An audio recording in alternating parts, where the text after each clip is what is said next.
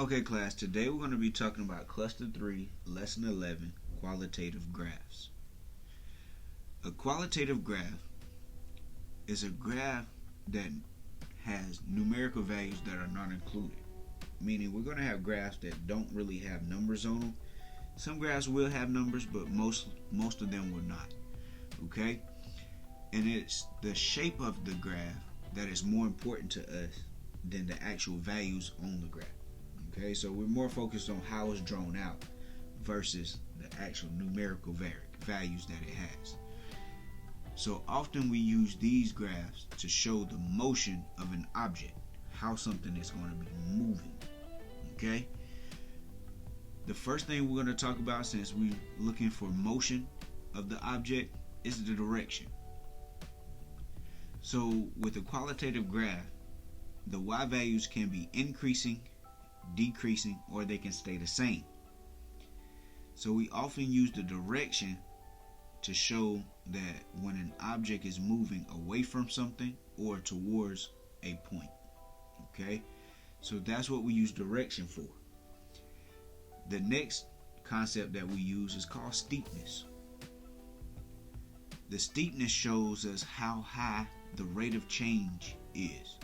Okay, so what I mean by that is this: we're going to be often using the steepness of something to show the speed of the object. So if I'm going to show the speed of an object that represents fast, okay, just to give you an example, the line that could be shown to represent fast is going to be steeper, meaning it's more towards becoming a vertical line than anything. Meaning a vertical line, goes straight up and down, and if I roll something down a vertical line, it falls real quickly. So the steeper it is, the closer it is to becoming a vertical line. If I was to slow it down, so if I was to take something and slow it down, the line itself will start becoming, you will see that it looks more horizontal, flat, okay? So the slower it becomes, or the slower an object moves, the flatter the line will become. The faster it is, the more vertical it will become. Okay? The next thing is zero slope. With zero slope shows that when the y values are not changing. They're not really moving. Okay? We can often use this to show that when an object has stopped moving in the graph. Okay? Sometimes we'll show that it's constant, meaning it would be consistent all the way through, no increase, no decrease. But most of the time, zero slope represents for us that something is not changing, meaning, again, it didn't increase at that point or decrease at that point. Okay, so when we read the scenarios that are given, we're going to focus on direction, steepness, and zero slope. If we focus on these three things, it will help us sketch an idea of what the graph will be, and then we'll be able to find our answer. So now let's look at some examples to see how we can solve these problems. Okay, so with our first example, it says when Maxine drove to work, she increased her speed as she entered the highway. She then drove at a constant speed for 30 minutes before slowing down and exiting the highway. Which graph best represents the changes in the speed over time during Maxine's drive to work? Okay, so when we look at this problem, the first thing that comes to mind, we should see increase, constant speed, and then it says that she slowed down. Okay, so we're going to try to represent those three things with the sketch that we need to make. My only recommendation with these type of problems is to sketch the actual graph first before you select your answer, to see what your sketch is going to be similar to based off the 4 answer choices that they have. Okay, so if I'm drawing something that's going to show an increase, I'm going to draw a line that's kind of going up. Okay, now then I have to represent something that means a constant speed. So that means she was doing the same speed on the highway for the 30 minutes. That means her speed didn't go up nor did it go down. So for me to represent that, it's going to be something that's going to be constant all the way through, like a flat line. Nothing changed about it. Okay? And then I have to represent something that is slowing down. So that means my speed is going to decrease. So I'm going to show a type of slope that's going to be negative because it's decreasing. Okay? So now with my graph or sketch that I drew, I showed my increase. I showed where I had no change, which is constant speed. Then I also showed that I was slowing down because my speed would be decreasing. So now I'm going to look at my answer choices to see which one matches or is similar to the sketch that I have.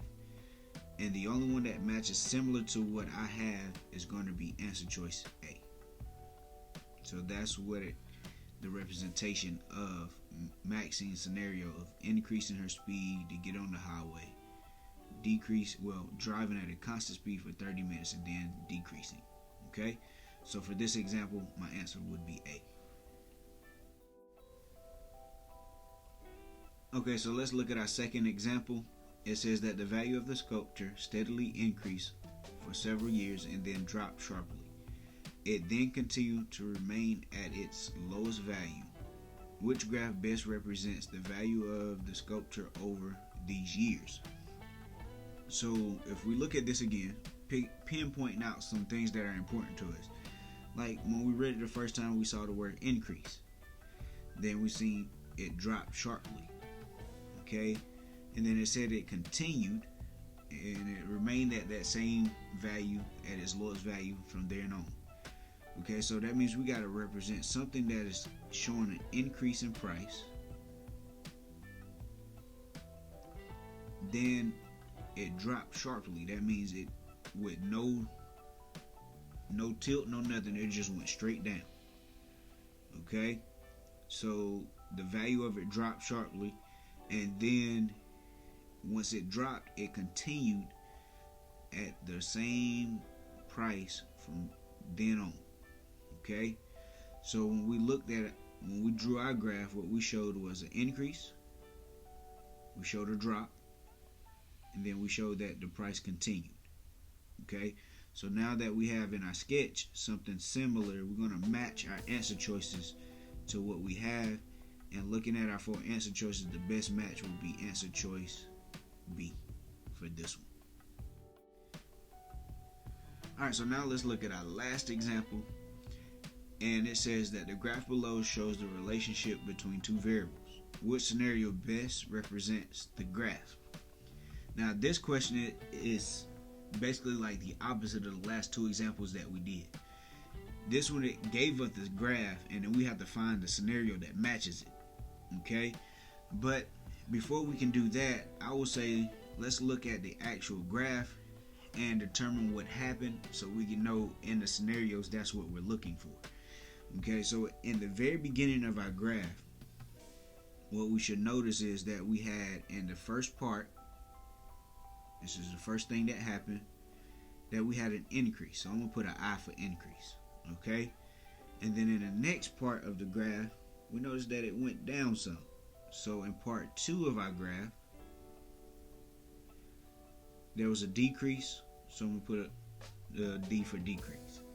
Okay, in the last part of our graph, after it decreased, it shows that it started going back up again. Okay, so in part 3, it shows another increase.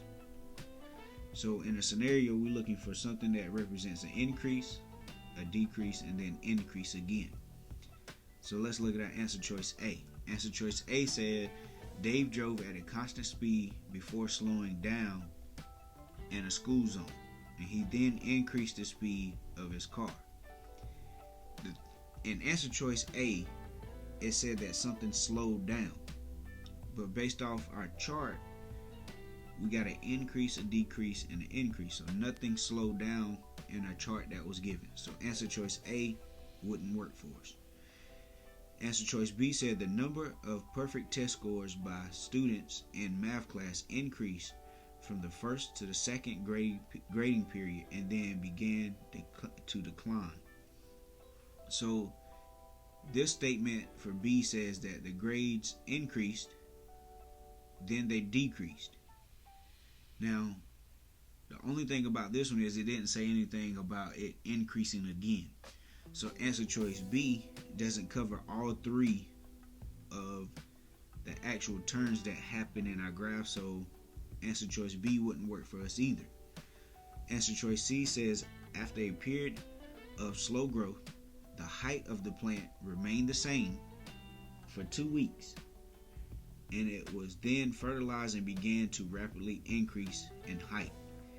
Okay, so we had slow growth, and then the height of the plant remained the same. So nothing in our graph remained the same. So in part 2, we show a decrease. It didn't stay the same, so answer choice C wouldn't work for us. And the last choice that we have, it says that the number of employees at a store increased at a constant rate for 5 years. So we show an increase. And there was a decrease in the number of employees for 2 years. That's true. And then the number of employees increased at a greater constant rate for the next few years. That is true. So the answer that we have for the actual graph is going to be D, because it covers all three spots of the graph where it increased, decreased, and increased again. So looking at all our examples, covering what we have, we're focusing on direction, steepness, and whether we have a zero slope or not. And if we can cover those three things when we do qualitative graphs, then we can find either the scenario or find the graph to match the scenario based off the way that the questions are worded or given to us. So that's the end of this lesson.